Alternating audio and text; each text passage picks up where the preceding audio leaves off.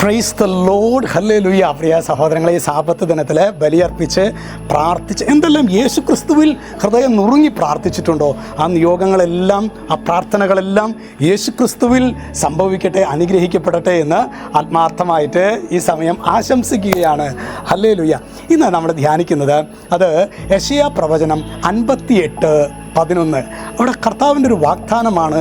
കർത്താവ് നിന്നെ നിരന്തരം നയിക്കും.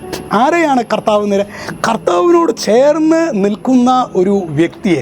അതല്ല നമ്മൾ 23-ാം സങ്കീർത്തനത്തിലൊക്കെ പറയുന്നില്ലേ, കർത്താവ് എൻ്റെ ഇടയനാകുന്നു, എനിക്കൊന്നും കുറവുണ്ടാവില്ല എന്നൊക്കെ പറയുമ്പോൾ അതിൻ്റെ പുറകിലുള്ള ചേതോ വികാരം എന്നത് കർത്താവ് നിന്നെ നിരന്തരം നയിക്കും. അതൊക്കെ ഈ സങ്കീർത്തനം പാട്ടുരൂപത്തിൽ സങ്കീർത്തനാക്കിയിട്ടുള്ളതാണ്. അതുകൊണ്ട് പ്രിയ സഹോദരങ്ങളെ, ചിലപ്പോഴെങ്കിലും നമ്മുടെ ഉള്ളിലൊരു സ്വകാര്യ ദുഃഖം, ആരാണ് കർത്താവെ എന്നെ യഥാർത്ഥത്തിൽ നയിക്കുക?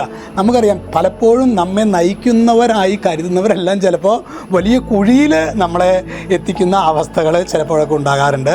അപ്പോൾ അതേസമയം തന്നെ കർത്താവിനെ നമ്മൾ നയിക്കാനായിട്ട് നാം അനുവദിക്കുകയാണെങ്കിൽ കർത്താവ് സുരക്ഷിതമായ വിധത്തിൽ കർത്താവ് നമ്മെ വഴി നടത്തും. ഹല്ലേലൂയ. ഈ ഒരു അഭിഷേകത്തിന് വേണ്ടി, കർത്താവിനാൽ നയിക്കപ്പെടാൻ വേണ്ട കൃപയ്ക്ക് വേണ്ടി നമുക്ക് പ്രാർത്ഥിക്കാം. ഈശോ നമ്മെല്ലാവരെയും സമൃദ്ധമായിട്ട് അനുഗ്രഹിക്കട്ടെ.